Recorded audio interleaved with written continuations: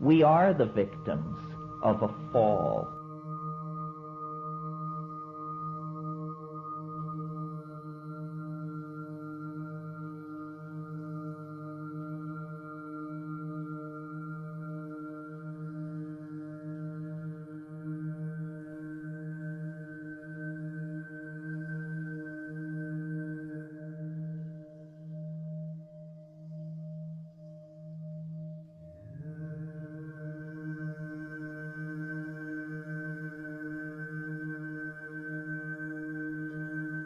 Psychedelic dose level of these mushrooms, you get a very important quality, in fact, the centrally important quality for my argument, which any of you who have ever taken these things have experienced yourselves.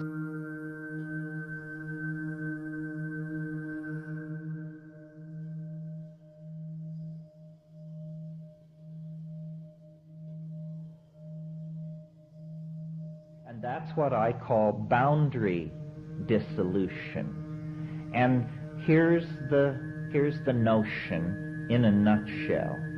When you look back through the primate phylogeny, clear back to the primitive primates, the squirrel monkeys and those sorts of animals, there are always what are called male dominance hierarchies. There's an alpha male animal who, through brute force, usually, takes the most desirable females under his command and sets his lieutenants over his male lieutenants over the rest of the females. And this is how these monkey societies order themselves. Well, because psilocybin is a boundary dissolving hallucinogen, and because the essence of ego consciousness, which is necessary for these boundary hierarchies, for these dominance hierarchies, the essence of ego is boundary definition. So what I'm actually suggesting in this book is that we self-medicated ourselves into a state of gender equality and partnership, consciously or unconsciously, by allowing this item in our diet which suppressed ego and hence suppressed male dominance hierarchies. And so the ordinary momentum of primate evolution was interrupted.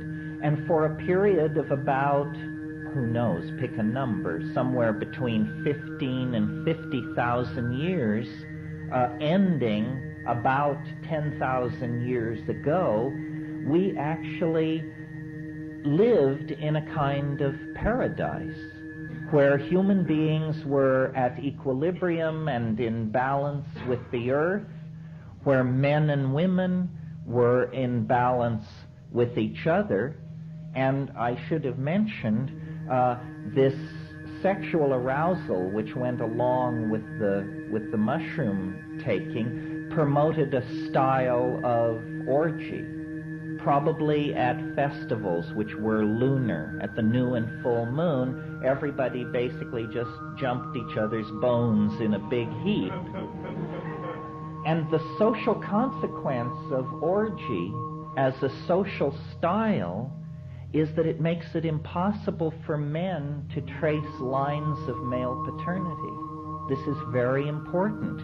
There is, in a society which practices orgy, no concept for men of my children. There is only the concept of our children, meaning the tribe, the group. So male loyalty goes toward the group. And this is very important because once men discovered male paternity, they discovered ownership of hunting grounds, food supplies, women, you name it. And it tended to feed back into the formation of the ego structure. Well, and so I believe that really that was the golden age of humanity, that we all long for and have a great poignancy for, that has even been called the nostalgia for paradise. I believe we have this nostalgia for paradise because we are the victims of a fall. You see, what happened was this African grassland environment, which was necessary for the ecology of the mushrooms, and therefore necessary to maintain this partnership paradise, eventually it all dried up. The Sahara turned to desert. These people were forced out of Africa into the ancient Middle East, and we fell into history. And this is the moment at which agriculture was invented. Agriculture, because you have to stay in one place and tend the crops and defend the surplus of these successful agricultural efforts, means the end to nomadism. It means the birth of cities.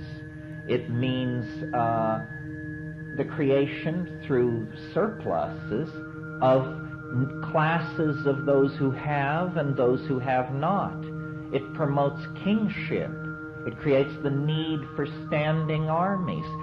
You can tell the drift here. All the institutions that we associate with male oppression, with hierarchy, with dominance, come into play at that point. So I don't want to spend too much time on this, but just in a nutshell, that situation is the situation in which we were born and came to consciousness, the paradisical situation of gender partnership that then dissolved. It was really a return back to the earlier primate style of male dominance and hierarchy when the mushroom was no longer available. We returned to our old monkey ways, and we have been practicing those monkey ways ever since, even as we reach toward the sequencing of the human genome, the exploration of the solar system, the exploration of the heart of matter. Nevertheless, we do it from a psychologically damaged perspective. Now, the question of drugs.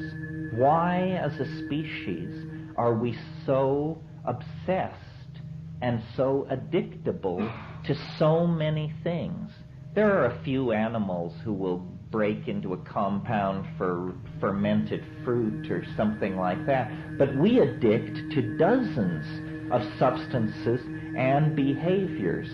Well, I believe that you can make an analogy to a person who was abused or traumatized as a child.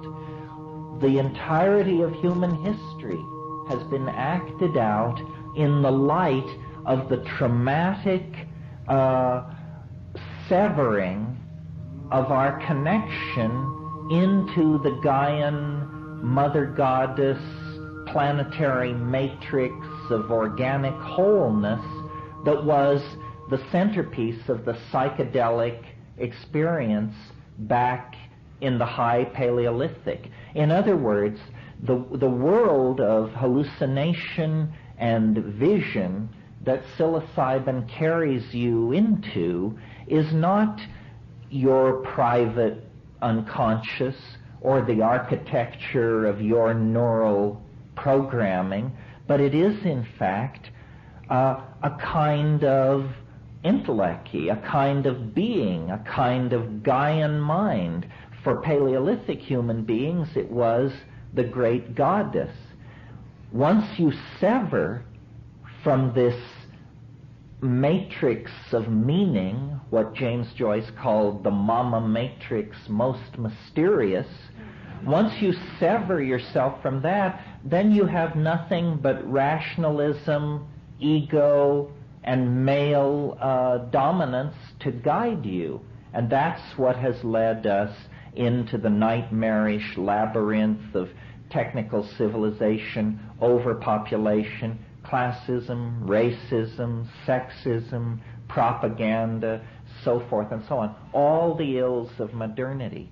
So I wrote this book making this argument because I believe that if we could import into straight society, almost as a Trojan horse, the idea that these psychedelic compounds and plants are not aberrational, they are not pathological, they are not some minor subset of the possibility that only freaks and weirdos become involved with, but rather they are in fact the catalyst that called forth humanness out of animal nature.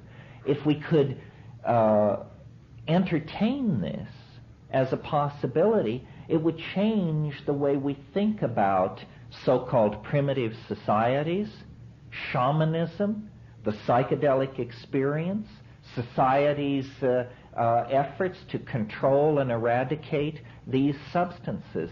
And I believe that we are really in a race on this planet now between education and disaster. And it is the momentum of the ego that threatens to shove us over the cliff into Armageddon.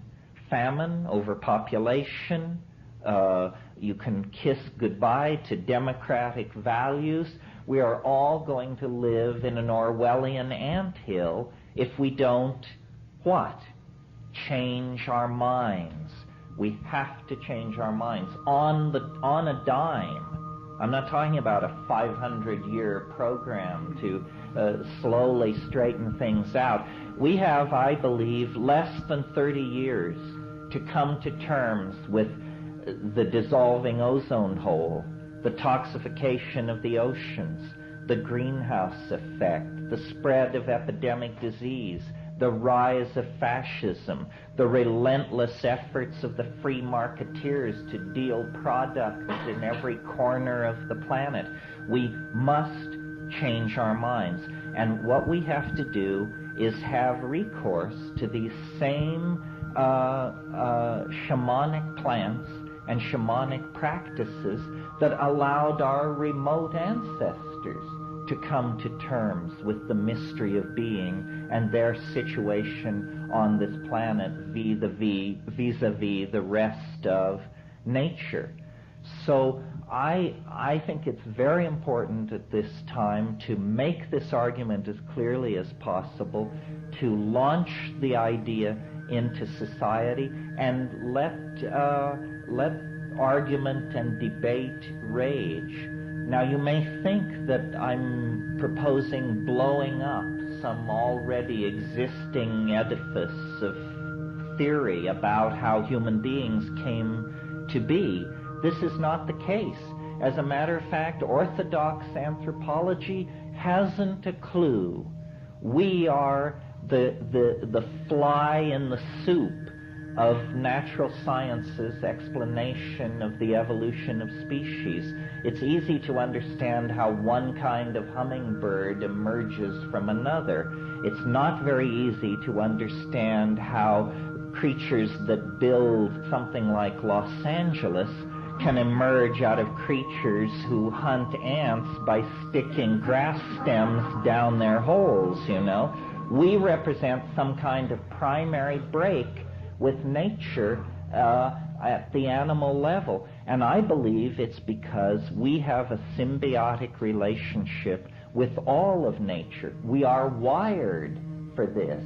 There are drug receptors in our brains, in our physical brains, that have been carried along for 1,000 generations without really being called into use. But now is the time. If we really believe that these things expand consciousness, then we must study them, use them, apply them, because it's the absence of consciousness that is creating a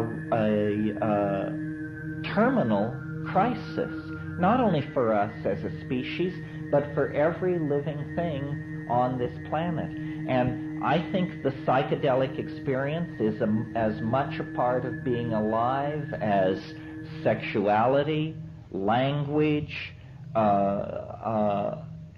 the things which fulfill us and give meaning to the human experience are left incomplete and impossible to assimilate if we don't place the capstone on the edifice of our being in the world. And the capstone on that edifice is our right, our obligation, and the privilege of dissolving our ordinary ego boundaries and merging with the mind and purpose of the planet. And this is what I was trying to say in the book, and this is what I hope I'm able to communicate to you this evening. Thank you very much.